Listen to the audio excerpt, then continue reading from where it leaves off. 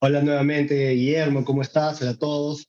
Eh, Estamos aquí otra vez con Guillermo Ramadán, filósofo, que estamos conversando sobre el libro de Leonardo Castellani, Psicología Humana, y estamos discutiendo sobre todo las ideas de Platón, Aristóteles, quizás lleguemos a algunas ideas de Santo Tomás en esta sesión.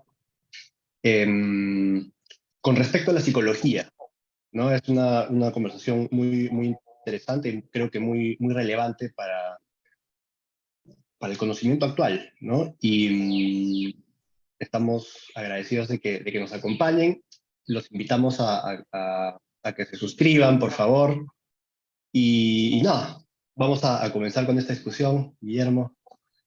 Bueno, Felipe, la verdad que nuevamente aquí, ya es la tercera reunión que tenemos y bueno, es muy grato compartir y bueno, tener como excusa el libro este Psicología Humana, ¿no? De Leonardo Castellani, que está en internet, lo pueden descargar tranquilamente.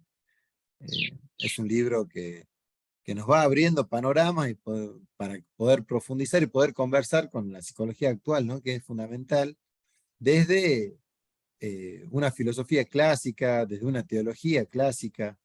Eh, yo creo que ese es el valor que tiene Castellani de poder por ahí hacernos ver desde dónde estamos hablando, ¿no?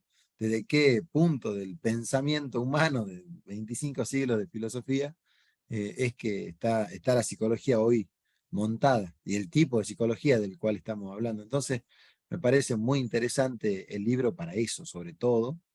Y bueno, creo que a partir de ahí, bueno, más allá de lo que haya dicho él o no, las ideas y las posiciones que se puedan encontrar, creo que es muy interesante para que se pueda leer y se pueda pensar, digamos, hoy y mantener el diálogo. Yo lo que digo es, hay que mantener el diálogo entre los clásicos y las novedades, ¿no? Que van surgiendo, lo que nosotros hoy estamos debatiendo, y creo que eso es lo valioso, mantener ese diálogo, nunca cortarlo, porque cuando se corta, bueno, ahí es cuando perdemos siglos y siglos de pensamiento. Así es, sí, es una idea que a mí me gusta repetir, pero creo que vale la pena, porque da un poco de contexto a nuestra conversación. Em, digamos, a ver, todo el pensamiento occidental parte de la filosofía clásica, ¿no? Y es más, la conservamos en nuestra manera de pensar, en nuestra manera de interpretar, en muchos aspectos, todos esos avances o aportes están conservados en nuestra manera actual de pensar, Sí, inclusive en ciencias y en psicología, ¿cierto? Y la psicología que tenemos hoy por hoy igual tiene algunos énfasis, ¿no? Se divide por perspectivas, no es un campo totalmente unificado. Y estas perspectivas igual se cuelgan de ciertas ideas de filosofía clásica. Queramos o no, nos conviene saber de dónde vienen esas ideas, ¿no? ¿Qué estamos de algún modo mm, diciendo o en qué nos estamos apoyando cuando nos adosamos o apoyamos algún tipo de perspectiva psicológica, ¿no? claramente, claramente. Sobre todo cuando como ciencia la psicología es bastante nueva, es una novedad dentro del pensamiento, y tenemos que ir como podríamos decir, al pensamiento universal, ¿no? Y tenemos también, hay un autor que dice, bueno, en realidad toda la filosofía moderna, y podríamos decir toda la psicología, etcétera, digamos, o sea, todos los grados de pensamiento son de alguna manera una nota al pie, dice él, ¿no? Sí, una nota al pie de los escritos de Platón y Aristóteles. Es como que nosotros vamos a Platón y Aristóteles y está todo lo que hemos pensado luego de 25 siglos después, y bueno, estamos pensando lo mismo que han pensado ellos dos, porque a grandes rasgos, obviamente, y con diferentes contextos, pero realmente es interesante pensarlo así, ¿no? Es como que sin ese diálogo, sin esa perspectiva, salvando todas las distancias que tenemos con ellos, coyunturales, creo que es importante eh, poder entender que que ese diálogo es fundamental para poder crecer en profundidad, y que la psicología sea una ciencia mucho más profunda y más acabada, ¿no? Así es, así es. Entonces, Así que, ¿no? no, ¿querés que compartamos pantalla y vamos viendo un poco del libro? Excelente, A excelente. mí me parece interesante porque nosotros, bueno, Castellani tiene, eh, vamos a ver dónde estábamos. Estábamos por Bueno, hablar de la cruz de Platón sí, y bien, el eje de bien, bien, bien. o cerca, en todo caso. Sí, sí, sí. Como para introducir, acá yo había un texto de Aristóteles de Castellani que estaba muy bien. Dice, él dice así, mira, ahora pues permítanme que les dé autoritativamente, sin demostración, el atlas de las facultades humanas, tal como las ve la escuela aristotélica, elaborado pacientemente en 25 siglos de filosofía. Si quieren seguir otro atlas cualquiera, el de Descartes, el de Lange, el de Jung, libres ustedes. O sea, él dice, bueno, son libres de hacerlo, pero alguno deberán adoptar si quieren estudiar psicología. Esto es justamente lo que decíamos. Siempre vamos a estar parados, acá él le llama en un atlas, ¿no? O sea, siempre vamos a estar parados en uno, en un esquema de pensamiento. Eh, así que es mejor elegirlo que caer en él, ¿no? Es mejor ser Claro. consciente de que lo estamos eligiendo. Y luego después tiene una frase bien interesante, bien divertida también, que dice, compadezco a los que dividen el alma para estudiarla, pero más compadezco a los que no la dividen. Y bueno, ahí va Castellani con su sarcasmo, ¿no? De siempre. Y antes de hablar esto, justamente de la cruz de Platón, que trata de explicar cómo es la psique humana, ¿sí? O sea, usa él esto que se llama la cruz de Platón,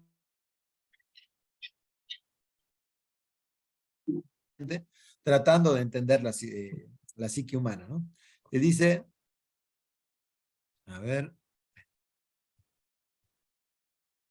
en cada una de estas partes encontramos dos vertientes. Perdón, dice, Platón divide la psique en dos partes, superior e inferior. O sea, en principio tenemos la parte superior y la parte inferior de la psique, ¿no? Y cuando dice él, la inteligencia,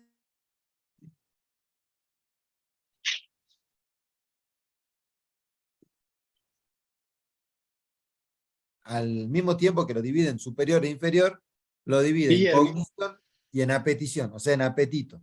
¿Sí? Perdón. una- una- te perdí por un segundo. No sé si soy yo o eres tú.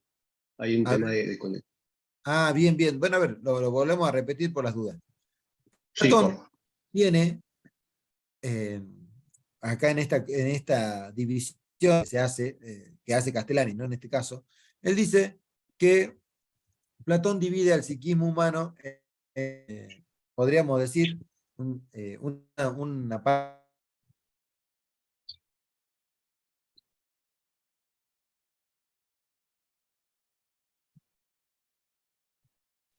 El que Bueno, él va planteando esta situación y una vez que plantea eso dice, la inteligencia es la facultad cognitiva superior, o sea, la inteligencia en particular es cuando nosotros nos ubicamos en la parte superior, en la parte cognitiva superior, es con lo que conocemos. La voluntad, el apetito superior, o sea, mi voluntad, lo que yo quiero como algo voluntario, es algo superior. Los sentidos externos e internos son las potencias cognitivas inferiores, o sea, a través de cómo yo capto, ¿no? Él dice acá en este caso, son todos mis sentidos, ¿sí? Es la parte cognitiva inferior. O sea, que la inteligencia me permite, la inteligencia es aquella parte que yo puedo, con la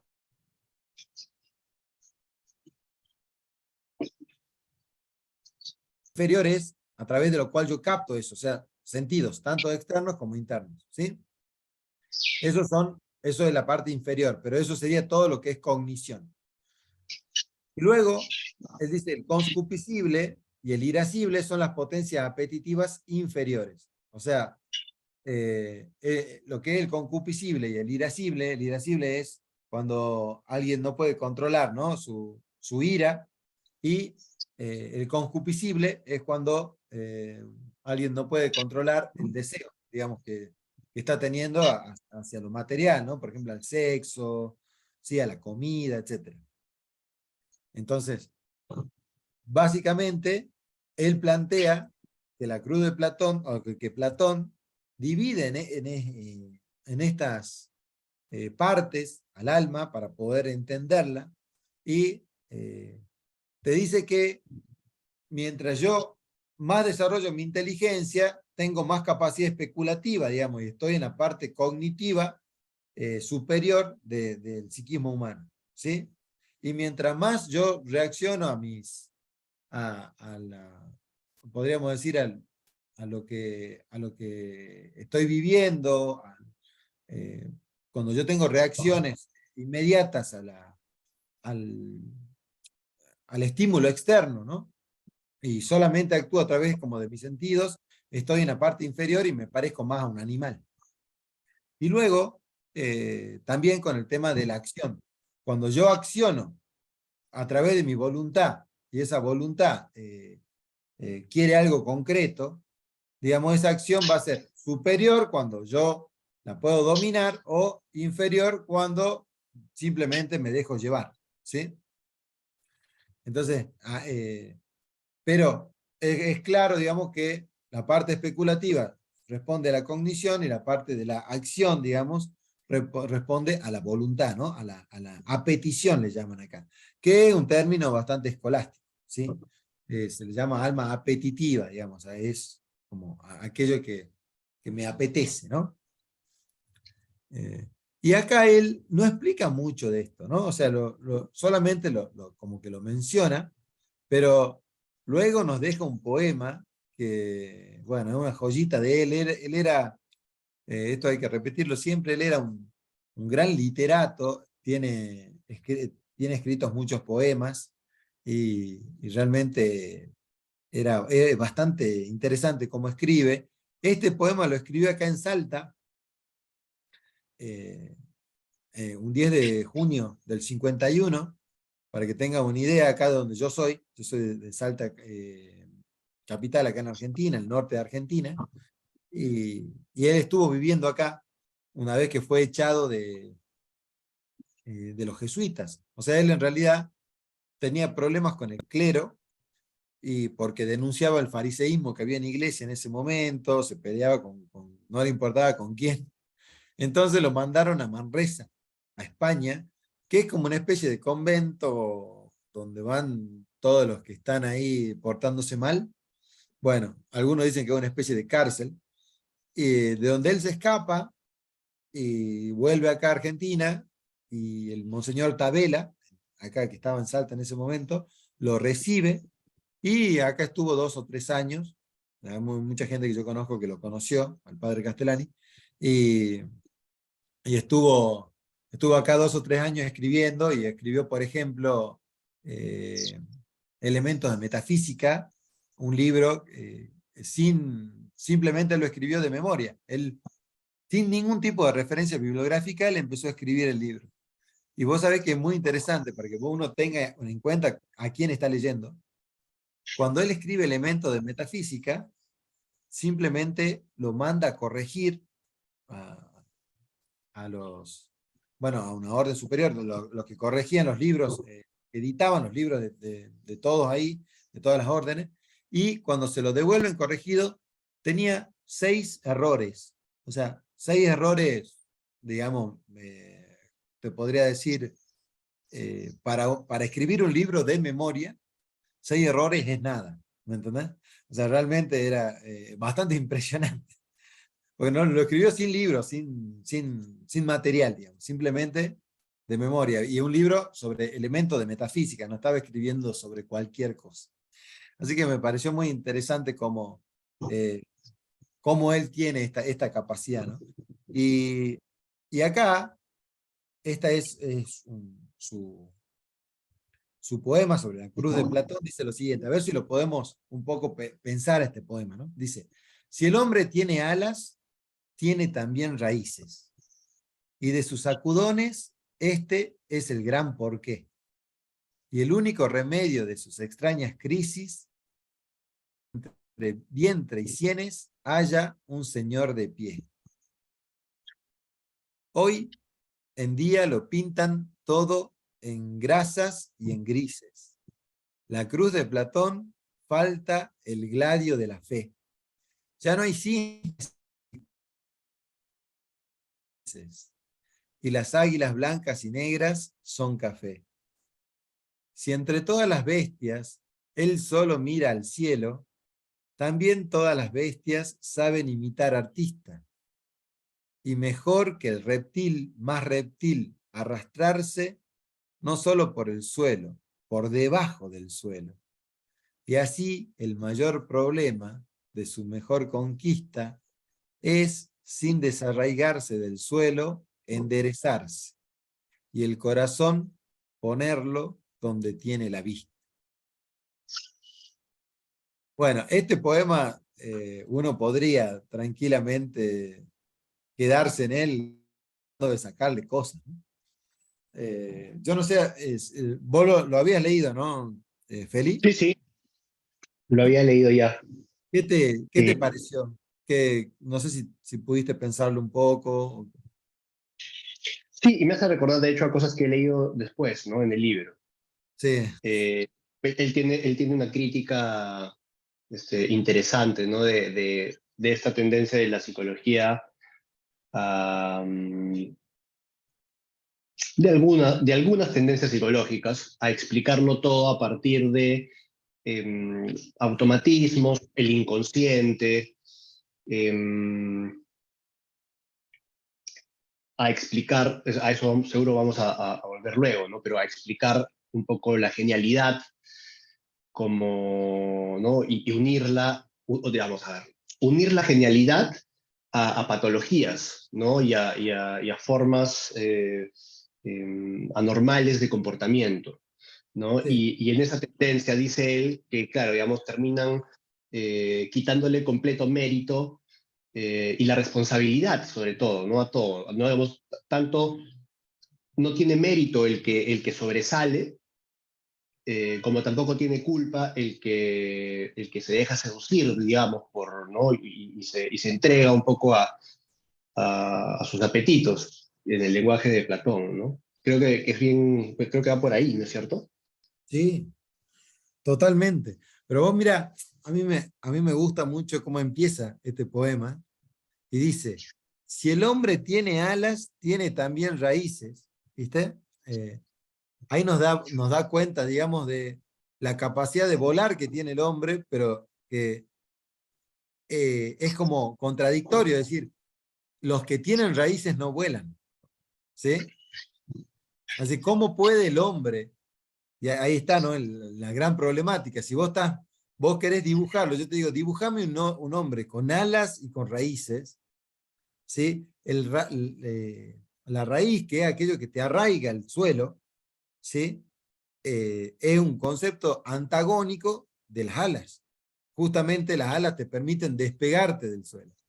Y el hombre se debate en esta imagen. Él dice, y de sus sacudones, este es el gran porqué. Claramente, él dice, y ahí está, es fantástico, porque dice, claro, como el hombre tiene estas dos cosas, no sabe qué hacer muchas veces. Cuando se eleva demasiado, se olvida de que tiene raíces. Y cuando quiere solamente quedarse con sus raíces, se olvida de elevarse demasiado.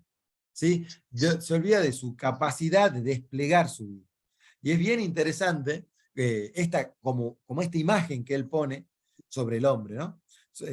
Esta dicotomía en la cual el hombre va teniendo sus grandes crisis, porque él dice, y el único remedio de sus extrañas crisis es que entre vientre y sienes haya un Señor de pie. O sea, entre lo que yo vientre lo entiendo como aquello que eh, eh, como aquello más inmediato, y cienes, que es la capacidad de pensamiento que yo tengo, ¿no? O sea, aquello que me eleva y aquello que me deja acá, en lo más animal mío, hay un Señor de pie, dice, o sea, hay alguien, hay algo que me está mirando, ¿sí? Hay alguien que es como fundamento, porque luego habla de la fe, ¿sí? Eh, Dice que a la cruz de Platón le falta el gladio de la fe, ¿sí? Y bueno, evidentemente por ahí va Platón, ¿no? Va tratando de entender que nosotros, bueno, él ya lo dijo, ya lo hemos dicho anteriormente sobre esto, ¿no? Que estudiar al hombre es una gran paradoja. Y bueno, acá no se despega de ese concepto, ¿no? De escribirlo al hombre con raíces y alas, es justamente una gran paradoja. Y a partir de ahí es donde empieza a desplegar, digamos, la antropología. Es como una descripción muy bella de una antropología bastante, bastante pensada dentro de la filosofía y dentro de la teología. Si vos ves este poema, uno lo puede analizar teológicamente o lo puede analizar filosóficamente, ¿sí? Como hicimos hace un ratito. O sea, filosóficamente es lo que venimos diciendo, ¿no? Esta dicotomía que tiene el hombre bueno, esta explicación de la cruz de Platón, ¿no? Que está dando ahí. Pero también tiene que ver con la parte teológica, porque él termina diciendo, y así el mayor problema de su mejor conquista es, ¿cuál es el mayor problema de la mejor conquista que puede tener el hombre? Es que sin desarraigarse del suelo, ¿sí? Sin perder, digamos, la cordura y la realidad, enderezarse. O sea que él dice, estamos caídos, ¿no? Parecemos reptiles, parecemos como la víbora que está condenada, o sea, ya haciendo alusión a la Biblia, ¿no? Que está condenada a arrastrarse. Eh, y ahí, sin desarraigarse del suelo, poder enderezarse, ya poder pararse. Y el corazón, una vez que uno se para, tiene una vista diferente, porque no es lo mismo tener una vista a ras del suelo que cuando uno está parado, ¿no? Y dice, y el corazón ponerlo donde tiene la vista, o sea, ponerlo en el horizonte. Eh, bueno, da cuenta de muchas cosas que quiere decir Castellani acá, y me parece que, como vos bien dijiste, Castellani va a volver sobre estos conceptos. O sea, estos no son conceptos claramente, pero va a retomar conceptos que nos van a hacer recordar mucho este poema nuevamente.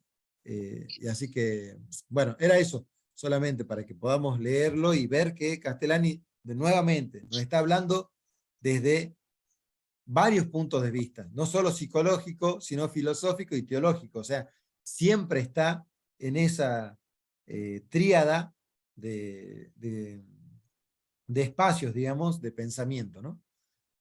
Así es. Y esto me parece a mí súper interesante porque, irrelevante además, ¿no? Porque nos habla de un problema perenne, ¿no? Es Ujú. como, de hecho, y algunas de estas ideas son de Sócrates, ¿no es cierto? Digamos, la idea de cómo, digamos, cómo se da cuenta, pues, que el ser humano de algún modo es muy susceptible de engañarse a sí mismo, ¿no? Y Platón recoge todo eso, obviamente, digamos, su maestro Sócrates, em, digamos, que es asesinado en Atenas, ¿no? Por una corte, no sé si llamarle corte, ¿no? Pero por un tribunal, de forma bastante injusta, pero él recoge justamente esa noción básica, ¿no? Digamos, ¿por qué nos engañamos a nosotros mismos? ¿No? ¿Por qué el hombre siempre está en esta dificultad y en este problema de poder ser presa de sus instintos, de sus apetitos más básicos, y en ese orden desviarse de repente lo que le haría mejor, lo que le haría construir un proyecto de vida pues productivo, virtuoso y positivo para sí mismo y para los demás, ¿no es cierto? Y es un poco entiendo que este planteamiento de Platón tiene que ver justamente con presentar estos dos aspectos del ser humano. Pensé que eran tres, yo por cosas que había visto antes, no sé si de repente también lo plantea así. No, no, en realidad sí, si vos buscas Platón y el alma, te dan tres aspectos del alma en Platón, ¿sí? Pero yo creo que él está yendo por la parte psíquica. ¿Me explico? Claro, O sea, claro, claro. él está hoy por hoy viendo la parte, o sea, está en la psique humana, ¿sí? No, Ujú. no está desarrollando, por ejemplo, el mito del carro alado, esas cosas, no está en ese ámbito, digamos, del planteo, digamos. Él está Ya, desarrollando a Platón dentro eh, dentro del esquema psicológico que él está manejando. claro. Y cuando Platón habla, no sé si de repente me estoy equivocando, no es Platón, ¿no? Digamos, corrígeme si me equivoco. Ujú. Cuando Platón habla de esta parte humana, digamos, el intelecto humano, esta parte más social, ¿no? Que tiene que ver con el timo, digamos, ¿no? Sí, Y habla digamos, si la parte superior es un humano, la parte media es un león, ¿no? Y después están los apetitos más básicos, que es una especie de monstruo, ¿no? Esa metáfora sí es de Platón, sí, ya. sí, sí, sí. Y esa forma de dividir la mente es muy útil, ¿no? Y de alguna manera usamos metáforas similares hasta el día de hoy. De hecho, el modelo de la mente de Freud no se distingue tanto de eso, ¿no? Claro, Eh, claro. ¿No? No, Y claro, claro, incluso también podríamos decir que nos manejamos también en ese modelo en la misma neurociencia. Es un modelo muy similar, ¿sí? así En la es. parte reptiliana, en la parte eh, el, el- emocional, Claro, ¿no? Y bueno, y también, bueno, la cognitiva, digamos, superior. Entonces tenemos también, o sea, nos seguimos manejando en ámbitos, o sea, Platón puede seguir dialogando con nosotros hoy tranquilamente, a eso vamos, digamos. y es increíble pensar que el germen de todas esas ideas pues tiene 2500 años, ¿no? Sí, Este, y habla justamente de este problema fundamental que tenemos los seres humanos, cómo a veces digamos, algunas pasiones nos atrapan y no nos dejan avanzar, ¿no? claro. Eh, ¿Y cuál es la solución finalmente, no? Digamos, por un lado tendría que ver con alimentar nuestra parte más racional, ¿no? Tratar de que sea una especie de director de orquesta, ¿no? Nuestra razón sea una especie de director de orquesta que pueda ir ordenando estos aspectos menos acabados, eh, menos capaces de dirigirnos conscientemente hasta donde queremos, ¿no? Y esta idea me parece fundamental. Claro, él lo pone desde la religión, ¿no es cierto? Este hombre que está parado en el medio de la cruz es Cristo, ¿no es cierto? Eh, pero Cristo representa también, pues, nuestros valores morales más sólidos y elevados, ¿no? Digamos un poco, si quisiéramos bajar esa idea a un lenguaje que todos podemos compartir, sería sin principios morales sólidos y sin saber por qué yo creo en esos principios morales y me apoyo en ellos, es imposible lograr esta organización que me permita eh, tener todo este sistema interno que me ayuda a vivir, a desempeñarme, a hacer las cosas que hago de manera ordenada para que me permita realmente ir en búsqueda de lo que quiero, ¿no? Sí, vos sabés que me estaba haciendo pensar en algo. Claramente, este sistema de valores que nosotros estamos necesitando, porque los estamos necesitando, ojo, eh, digamos, está como en crisis. Desde ya que Benedicto viene denunciando, ¿no? La crisis del relativismo moral. Eh, en ese sentido, creo que con este tema de la globalización y la hiperconexión que existe, ya queremos pasar a lo que muchos han denominado la aldea global. Y vemos algunas disonancias. A ver, hace poco se jugó el Mundial de Qatar, y en Qatar la vida es diferente. No es lo mismo. Ya no te podés vestir como vos querés. Ya no podés mostrar lo que vos querés, ya no podés besar a quien vos querés, en donde vos quieres. Ya no se puede.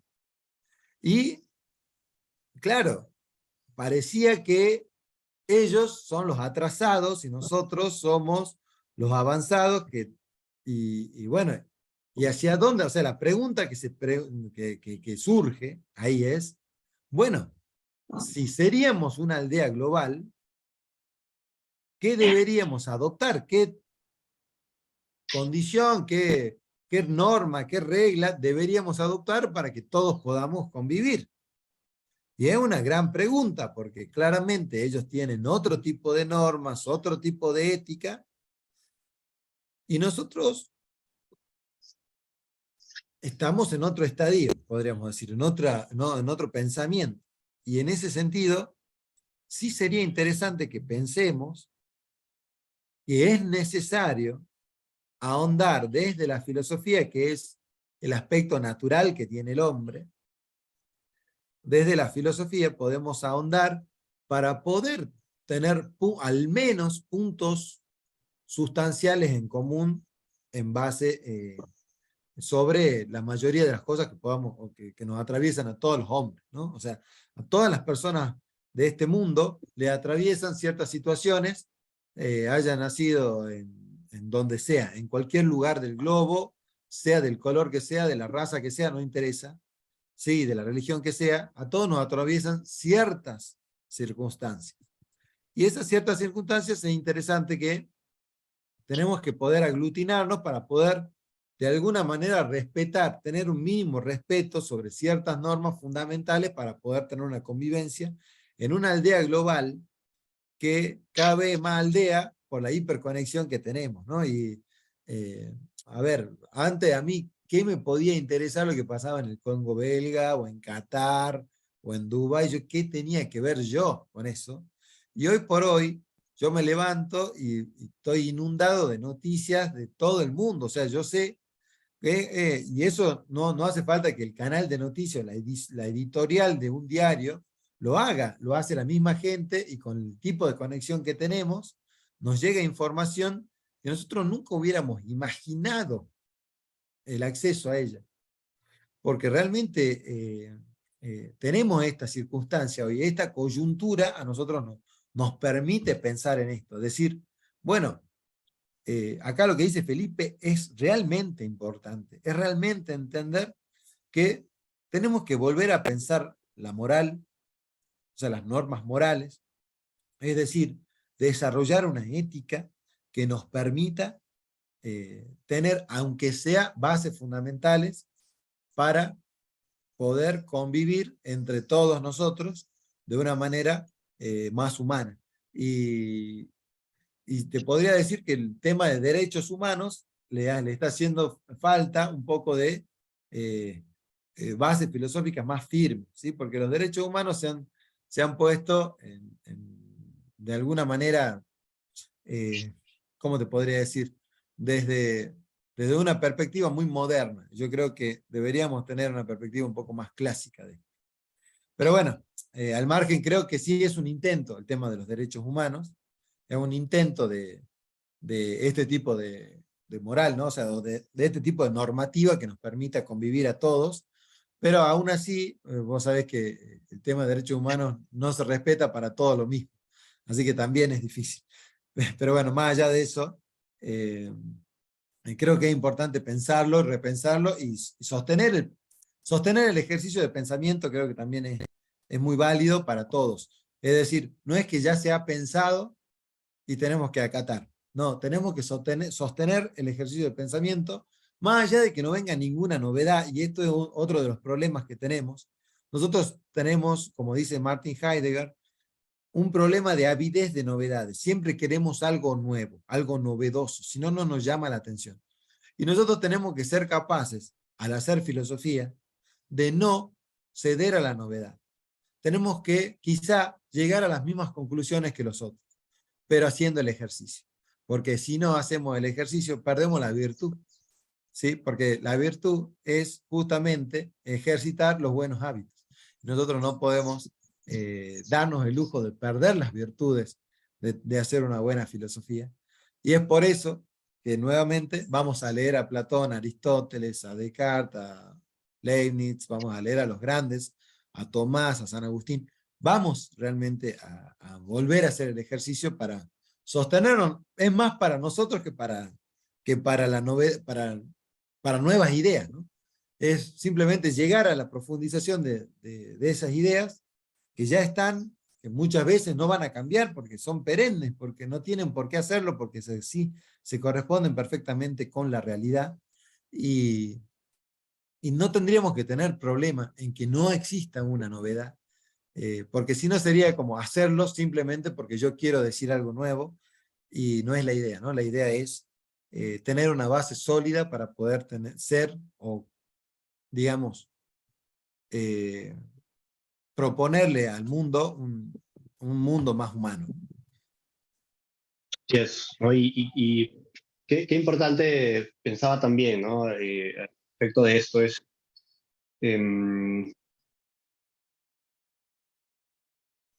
claro, tenemos un problema fundamental, ¿no? Digamos, que es la necesidad de ordenar nuestras pasiones más básicas, que no es fácil, ¿no? Digamos, aun cuando tenemos todo un contexto, un ambiente ordenado, a veces pues nos ganan, ¿no? Algunas cosas, yo por ejemplo tengo dificultades con la comida, ¿no?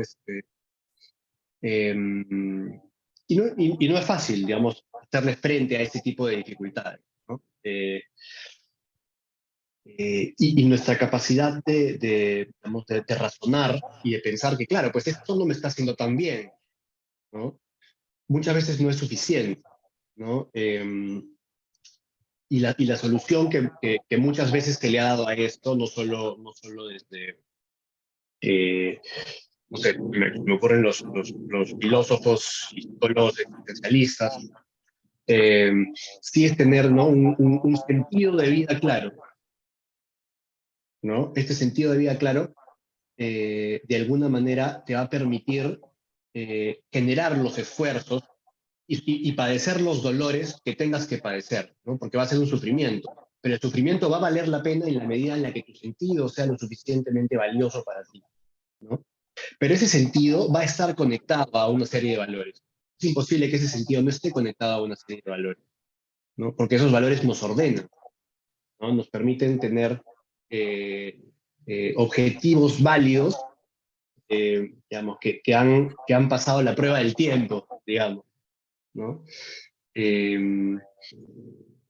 y tener menos probabilidad de caernos en nuestro esfuerzo hacia adelante, ¿no? A que ese lugar hacia donde me estoy dirigiendo realmente al final valga la pena, ¿no? Esto se logra a través de estos valores sólidos, de estos valores tradicionales, pues que han venido evolucionando y nos han acompañado desde hace mucho tiempo y que nos han servido para lograr lo que hemos logrado como sociedad, ¿no? Pero eso está en ataque ahorita, ¿no? Hay muchas personas que piensan que todas esas cosas no son necesarias, que todos los valores no son necesarios, que son arbitrarios, ¿no? Eh, pero esa es una hipótesis sin ningún fundamento, ¿no? Y lo que está generando ahorita, claro, no solo es la diferencia con otras culturas, es la diferencia dentro de nuestra cultura. Porque si empezamos a cuestionar todos estos valores sin saber lo que estamos cuestionando, sin saber lo que esos valores sostienen en nuestra sociedad, empezamos a generar pequeñas tribus internamente en nuestras ciudades, en nuestros países, en nuestros continentes, no sé, ¿no? Y estas pequeñas tribus cada vez tienen menor capacidad de entenderse unos con otros, ¿no? Y creo que es muy ingenuo pensar que vamos a poder seguir colaborando y funcionando armónicamente en sociedad cuando ya no compartimos estos valores, ¿no? Eventualmente vamos a llegar a un momento de colapso, porque si ya no queremos decir lo mismo cuando hablamos, perdón, o ya no decimos lo mismo cuando hablamos, si nuestras palabras ya no significan lo mismo, si ya no estamos de acuerdo hacia dónde nos estamos dirigiendo, eventualmente va a terminar en conflicto, naturalmente. Totalmente. Sí, es que justamente, bueno, y esos son los ataques a la comunicación, ¿no? Y el tema del lenguaje también, y ahí está, hoy por hoy, está en boga, ¿no? El tema del lenguaje, el tema de... es como una lucha en todos los campos, no solamente en uno, en todos los campos. No solamente en el ámbito del pensamiento, sino como nosotros pensamos a través del lenguaje, digamos, el instrumento por excelencia pasa muchas veces como fin, digamos, y nos enfocamos en el lenguaje, tanto en el lenguaje que perdemos de vista, digamos, el pensamiento o lo que, el fondo de la cuestión. Y nos quedamos ahí. Y bueno, hay que poder de alguna manera liberar estos canales, volver en ese sentido a mí me gusta mucho la filosofía medieval, porque uno lee un medieval y lee cómo empieza definiendo los conceptos de lo que está por hablar, y entonces uno puede entender mucho más claramente lo que está diciendo. Entonces después uno pasa a leer Hegel, y Hegel no define ningún concepto, y no solamente no lo define, sino que en el primer capítulo utiliza ese concepto para hablar de una cosa, o sea, le da un sentido, y luego en el segundo capítulo utiliza el mismo concepto y le da otro sentido, y en el tercer capítulo le da otro sentido, entonces uno no sabe de qué está hablando. Y claro, entonces uno necesita 3, 4, 5 manuales para poder entender a Hegel. ¿Por qué? Porque le sacan chispa a la cabeza, pero simplemente porque hay un modo de proceder, digamos, de hacer filosofía, en este caso, ¿no? Con Hegel, pero que, que es discutible, digamos, es difícil. En cambio, uno lee a Tomás de Aquino, y si bien tiene sus aspectos complicados, eh, al menos no en ese sentido, al menos no en ese sentido él trata de ser lo más explícito posible. Y bueno, y es una virtud del filósofo eso. O tendría que serla. Claro, sí, sí, sí, o tendría que estar, tal cual. Bueno, mira, ¿querés que avancemos un poquito? Un poco así Así es. someramente como para que la gente quizás después lo va a poder leer, pero vos fíjate que en el libro, Castellani, luego de tratar la cruz de Platón, trata sobre Aristóteles, y es una pequeña diferencia sobre Platón. Él dice que, en este caso, entendiendo como nuevamente la parte, la cognición y la petición, ¿no? O sea, seguimos con eh, el apetito y la cogitativa, digamos, seguimos con eso, entre superior e inferior. Él dice que de alguna manera Aristóteles pone una región nueva que es como una región intermedia, ¿sí? Que son las pasiones, ¿sí?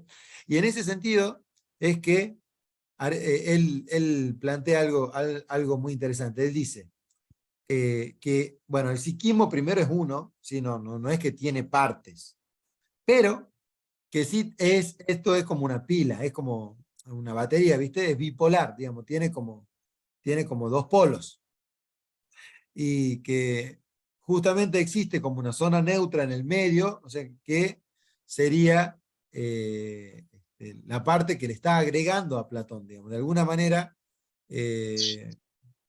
nosotros tenemos el intelecto y la voluntad, digamos, que son las cúspides de, las diversas regiones, pero que esto siempre entre superior e inferior es bipolar, pero que él pone de alguna manera una zona neutra, ¿sí?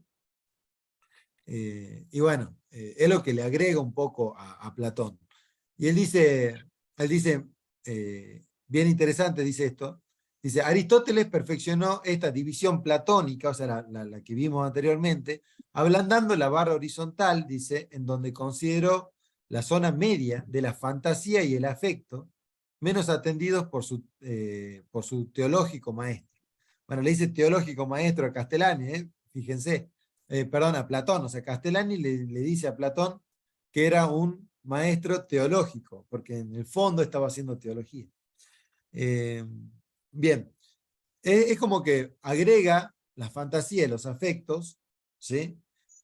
Al mismo esquema platónico, y que, bueno, y que nos lleva de alguna manera, entre uno y entre algo, entre lo superior y lo inferior, nos va llevando siempre, o sea, nos vamos trasladando en esta dicotomía, pero no tanto saltando, sino de alguna manera está, al agregar esta zona de la fantasía y los afectos, Aristóteles suaviza el esquema, podríamos decir, según Castellani, ¿no? Siempre teniendo en cuenta según Castellani.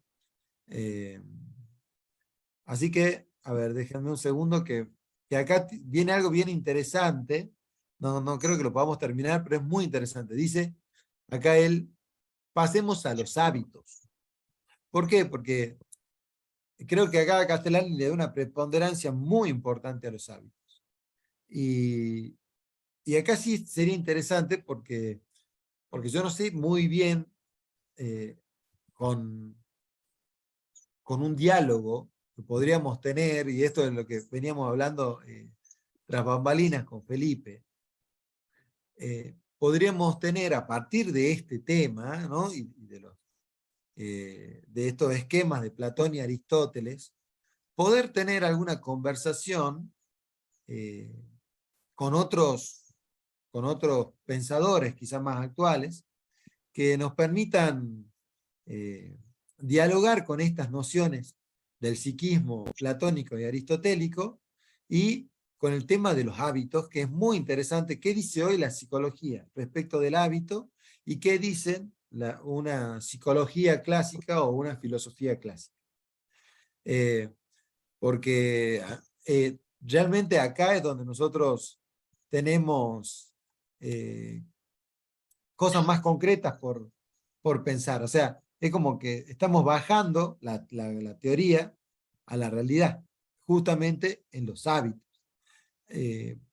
Según dice acá, dice, ¿qué es un hábito? Dice, pasemos a los hábitos. Y él le llama perfección de la potencia residual al acto. Eso dice, tiene acá, así, perfección de la potencia residual al acto. Y es bien interesante porque acá él tiene todo un comentario grande, que los comentarios fueron editados, ¿no? O justamente por los editores del libro. No son comentarios estrictamente de Castellani siempre, a veces sí, pero en general son de editores del libro que van sacando cosas de Castellani de otros lugares. Por ejemplo, acá, sobre este comentario, sobre el hábito, dice, del alma emanan capacidades de acción, poderes, facultades. Esas son las potencias que tenemos nosotros. O sea, el alma tiene sobre todo dos potencias fundamentales. Agustín decía que eran tres, que era la memoria, una, la capacidad de conocimientos y la capacidad y nuestra voluntad. ¿Sí? O sea, y estas son innatas. O sea, todas personas tienen voluntad, ¿sí? Tiene capacidad de conocimiento, o sea, pensamiento, y tiene memoria. Todas las personas tenemos esto, ¿sí? Esas serían las potencias humanas, por eso son innatas, dice. Pero el hombre cuenta con otro tipo de recursos para su acción, dice, que son los hábitos.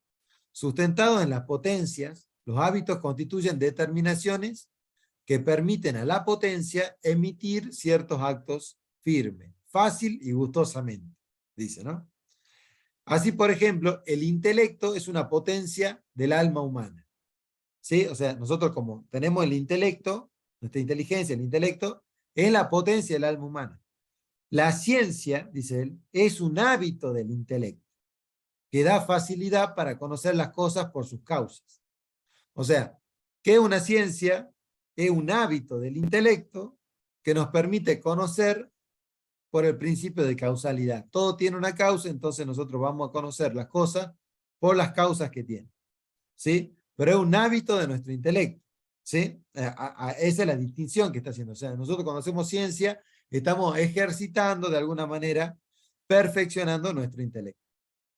Dice acá, el hábito operativo es una disposición permanente que perfecciona, completa o determina una potencia en orden a un objeto, según la definición aristotélica. O sea, esto lo trata, él tiene un diccionario de psicología, Castellani, donde define hábito, ¿no? Entonces dice, es una disposición permanente que perfecciona, completa o determina una potencia en orden a un objeto. ¿Sí? O sea, cuando yo tengo un objeto, ¿sí? La ciencia se va perfeccionando en función de algo. ¿Sí? Por ejemplo, acá, no sé si acá era.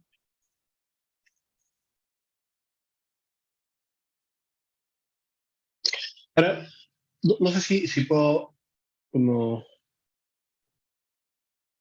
hacer ir, digamos, planteándote un poco lo que yo voy entendiendo de eso, ¿no? No, sí, sí, por favor. Entonces, digamos, un poco cogiendo lo que habíamos visto antes, ¿no? Tenemos esta mente que tiene distintas funciones, ¿no? Una que tiene que ver con nuestra parte más animal, ¿no? Y esta parte animal es necesaria y es importante porque nos permite adaptarnos a nuestro medio ambiente, captar las cosas, entenderlas de repente de manera sensorial, ¿no? La cognición baja o inferior o animal, digamos, ¿no? La parte sensorial, y tenemos apetitos que también nos sirven para aproximarnos, por ejemplo, a la comida, porque necesitamos comer, pero luego tenemos una parte superior que nos ayuda a ir ordenando todo esto a largo plazo, ¿no? Darle orden a a toda esta multiplicidad de necesidades animales que tenemos que están desordenadas y poderlas ordenar para que puedan tener coherencia con mis objetivos a largo plazo y con mi participación de una comunidad, ¿cierto? Aristóteles, que lo que añadiría ahí sería que hay un punto medio en donde se pueden ir traduciendo digamos, los aspectos más animales a los aspectos más racionales, un punto medio en donde, claro, a través de la fantasía, la imaginación, eh, y a través me olvidé cuál es el otro punto que plantea Aristóteles.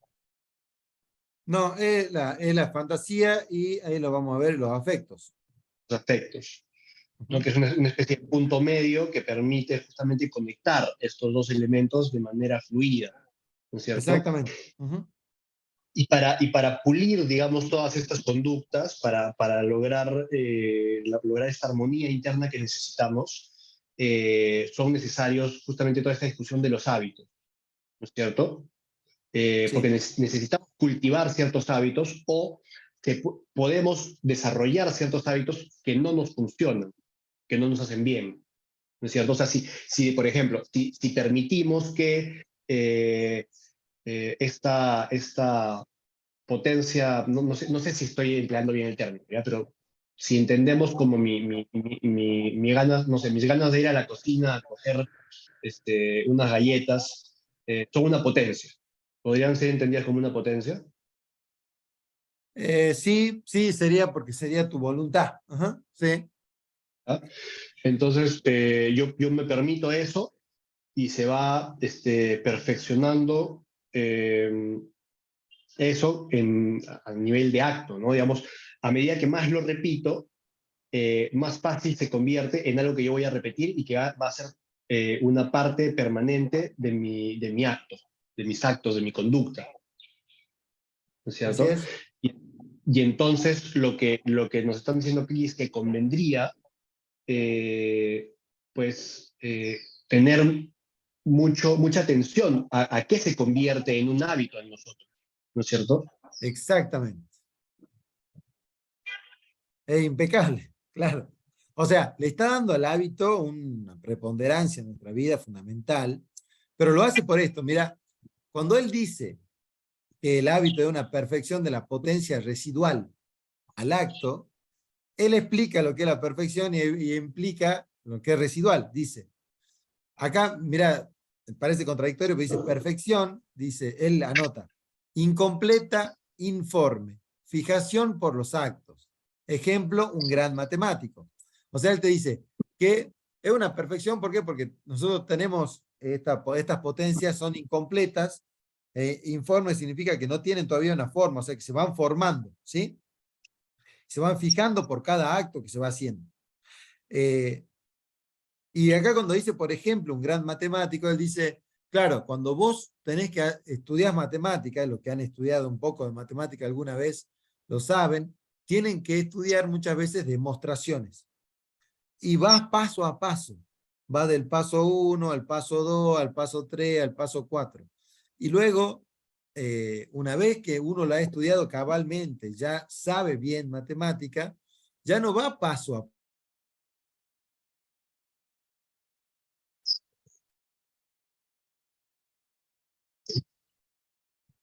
Incorpora, ¿sí?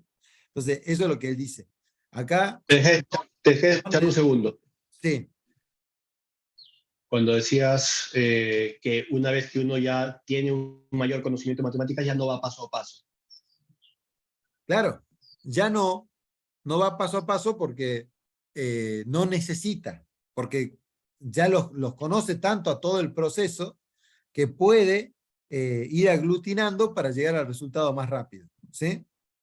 Pero cuando uno es niño, a nosotros nos explican paso a paso, porque si no, no podríamos entenderlo, pero una vez que nosotros podemos captar la idea completa, ya vemos el ejercicio y captamos la idea completa, y lo hacemos mucho más rápido sin, o sea, no es que, de nuevo, no es que te saltás el paso, simplemente lo tenés procesado y sabés que lo que estás haciendo implica todos esos pasos, pero no lo exponés nuevamente, porque no te sirve ya exponerlo nuevamente, porque te tomaría demasiado tiempo. ¿Sí? Claro. Así sería. Bien. Y después dice, el tema residual, dice, los actos permanecen. Ya lo vimos. ¿Cómo permanecen? En forma de actos. No, son fugaces, fluyentes. Dice. O sea, él se va preguntando, ¿no? Dice, alguna vez anteriormente vimos, hablamos sobre la palabra permanecer, ¿no? De cómo permanece todo en el hombre, ¿no? Todo en el alma. Dice, pero los actos permanecen. ¿Cómo es que permanecen los actos? Se pregunta. ¿Permanecen en forma de actos? No, porque los actos son fugaces, son un acto y termina, ¿no? O sea, fluyen. Nosotros estamos fluyendo todo el tiempo. Él le llama el torrente de la conciencia. Jung, según él, le llama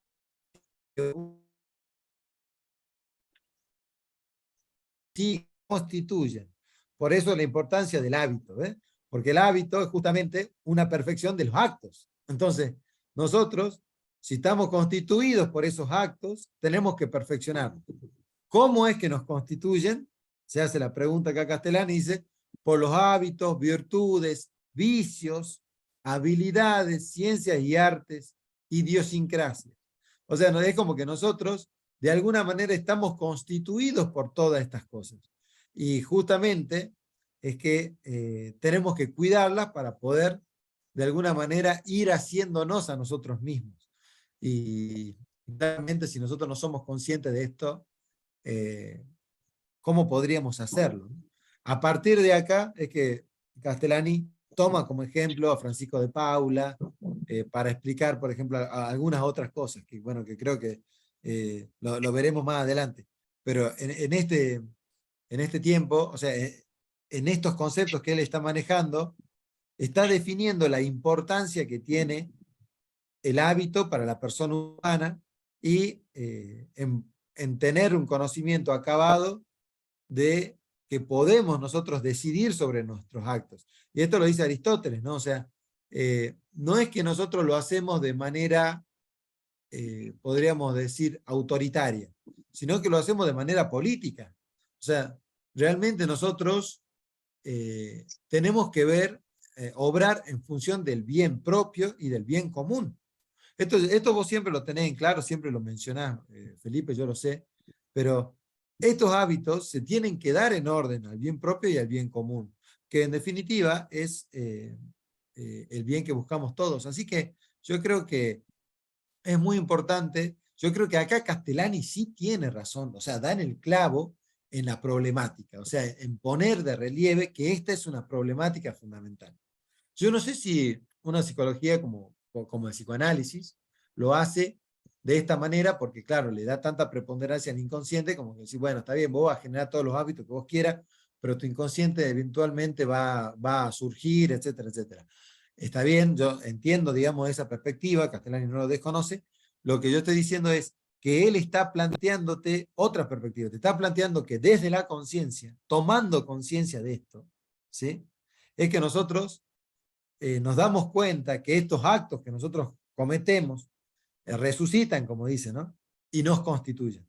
Entonces, ¿cómo, si nosotros queremos tener una nueva constitución, es que de alguna manera tenemos que darnos cuenta que nos podemos constituir a nosotros mismos y eso se da en la repetición de nuestros actos, digamos. O sea, es decir, en el perfeccionamiento de esos actos y perfeccionarlo para el bien, ¿no? O sea, porque vos tenés siempre la distinción entre virtud y vicio. Y bueno, la única distinción es que una cosa te hace bien y otra cosa te hace mal. Así es, ¿no? Y como tú dices, hay un énfasis, eh, una parte de esta discusión quizás podría formar parte de teorías psicológicas más actuales, pero definitivamente se le da mucho énfasis a estas cosas que ocurren a pesar de nuestra voluntad y a pesar de nuestro pensamiento y de nuestro corazón, ¿no es cierto? Y entonces, claro, es a veces una forma de pensar sobre el ser humano habilitadora, ¿no? Es como, acéptate como eres, todo está bien, ¿no? Lo que te parece, lo que sientas que es correcto, ¿no? Y no hay un análisis profundo del lugar de la responsabilidad en la vida humana, ¿no? Y la necesidad de poco a poco, sí, construirte de la manera que quieres construir. Por lo menos ir enfocando y dirigiendo este, este desarrollo permanente que uno puede tener para no convertirse en una persona llena de hábitos nocivos para sí mismo, ¿no? Uno pretende convertirse en una persona que tiene más hábitos, más bien que le permiten a uno hacerle frente a sus dificultades de la manera más exitosa posible, de manera además de incluir a los demás también en eso, ¿no? Y Sí, eso sí. requiere de nuestra responsabilidad y de nuestra dirección consciente. No hay suficiente énfasis de eso en la psicología actual que no sea en humanismo existencialista. De repente en la psicología cognitivo-conductual también. Eh, pero Claro, eso, ¿no? sí, es entenderlo, ¿no? Entender todo, es entender a qué nos enfrentamos, desde qué estructura y bueno, y qué podemos hacer por eso, digamos, qué necesitamos hacer. A mí me hace acordar esto, en algún momento leía sobre la teología de la consolación, que la teología de la consolación dice que, bueno, nosotros somos seres caídos, y como somos seres caídos, eh, nada podemos hacer para la salvación. Como nada podemos hacer para la salvación, bueno, simplemente tenemos que esperar el consuelo y la misericordia de Dios eh, a grandes rasgos, ¿no? Entonces solamente tendremos que tener fe en Dios y solo por la fe nos vamos a salvar.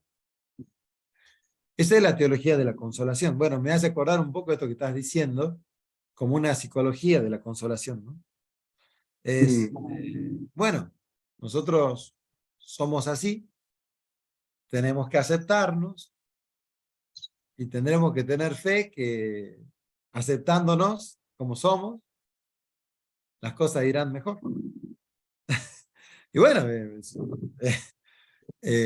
entonces eso no implica ningún esfuerzo humano, ¿sí? Ninguna virtud, o sea, no implica el desarrollo de ninguna virtud, que era lo que se venía predicando hasta la alta escolástica todo el tiempo. Desarrollemos nuestras virtudes. Y bueno, pareciera ser que a partir de lo que yo te mencionaba como teología de la consolación, ha surgido todo un modo de ver la psicología también como una consolación y, y podríamos decir más que un consuelo, pasa a ser una teología o una psicología de la resignación. Eh, y bueno, y no creo que en ese caso yo pueda abogar por algo así. Creo que nos hace falta, como vos bien decís, un poco más de responsabilidad sobre este tipo de cosas. Así es. Es un mundo además totalmente gris y nihilista, ¿no? Es un mundo en donde no, ya nadie tiene mérito y nadie tiene culpa ni responsabilidad. Entonces todos somos niños y pues no importa a dónde nos dirijamos, ¿no? Es difícil vivir en un mundo así. De hecho, claro, las personas de repente no lo piensan, pero el costo psicológico es justamente de vivir en un mundo sin luces y sin sombras, plano, ¿no? Sí, totalmente, totalmente eso. Pero bueno, creo que, a ver, este tipo de ejercicio y de lectura que vamos haciendo, creo que nos va haciendo recapacitar sobre este tema y entender un poco que la situación es diferente y que necesitamos darnos cuenta de otras cositas, ¿no? Sobre todo creo que el taumazo griego, que es el darse cuenta, creo que es fundamental para empezar a transitar un camino de mejora, de mejora para en todos los aspectos de la vida del hombre, ¿no? Tanto políticos como personales, afectivos, religiosos, psicológicos. O sea, creo que en general, digamos, laborales, en todos los aspectos de la vida creo que hay un punto del darse cuenta, ¿no? Hay un punto de conversión, de alguna manera, que, que nadie puede resignar. O sea, es decir, yo creo que el que no ha vivido una crisis profunda, y no la ha sabido vivir, no ha podido sacar lo mejor de ella, y no ha de alguna manera convertido a el alma de uno, ¿no? Creo que vive una vida bastante inauténtica. Y bueno, así que yo creo que sí, es importante poder transitar esto, y creo que dentro de tantas labores que tiene la psicología por delante, uno de esos es esto, ¿no? Es poder ayudar a transitar a la gente este tipo de desafíos, ¿no? Y creo que eso es importante darlo a conocer o que se pueda entender también. Mm, así es. Y que la moral es parte integral de la psicología. No se puede separar la psicología de la moral. Lo que pasa es que la moral, o sea, la ética moral, no, este caso, cuando vos me escuché a mí, no va a haber mucha distinción, ¿no? Claro. Porque tienen el mismo origen, digamos. Para mí no me es necesario hacer distinciones en este sentido. Eh, Todo aspecto del hombre moral, eh, eh, no, perdón, todo aspecto del hombre en su acción es un aspecto moral. Todo. O sea, todo Ujú. recae sobre un aspecto moral. O sea, cuando el hombre actúa, ejecuta, ¿sí? Todo acto del hombre es un acto moral. Entonces nosotros necesitamos eh, entender esto, porque si no, tenemos un problema. Eh, Cuando el hombre actúa conscientemente y con libertad, va a ser un acto moral. Y la psicología estudia los actos del hombre voluntarios y libres. Entonces nosotros eh, tenemos que entender que la psicología tiene ese aspecto moral. O sea, cuando alguien va al psicólogo es para darse cuenta de algo. Cuando uno se da cuenta de algo, ¿sí? Tiene el poder de seguir haciéndolo o no. ¿Sí? Y bueno, por ahí, después en otro momento podríamos conversar si es que Freud intenta dejar afuera la moral con el tema del inconsciente, pero bueno, eso ya sería otro tema. Listo. No, y está buenísimo. Y además, y apoyándonos con la filosofía clásica, creo que podemos ordenar mucho mejor todo eso. Eh, lo dejamos para la siguiente. Sí, sí, sí, sí. Bueno, en la siguiente, ¿qué te parece que hablemos un poco, ¿no? De esto bueno, esta propuesta que vos me hiciste tras bambalinas, que Ujú. podríamos traer a algunos otros autores a conversar con Castellani y con Platón y con Aristóteles y seguir profundizando un poco de esto, ¿no? De los hábitos, de las virtudes, podríamos seguir viendo un poco de estas cosas. Quizá yo desde la filosofía y tú desde la psicología podemos tener un poco más de profundización sobre el tema, que sería muy, muy interesante. Excelente. Bueno, entonces nos vemos la próxima. Sí, Feli, bueno, un placer. Y a ver, dejo de compartir pantalla, dame un segundo. Ahí está. Bueno, Feli, un placer como siempre compartir contigo. Y bueno, nos vemos la próxima. Perfecto, gracias Guille, gracias a todos los que nos han estado viendo. Por favor, háganos todas las preguntas que se les ocurran, nos ayudan a pensar desde puntos de vista distintos todo esto que estamos conversando. Y nada, nuevamente muchas gracias, un placer siempre estar contigo Guille y nos vemos la próxima. Nos vemos la próxima.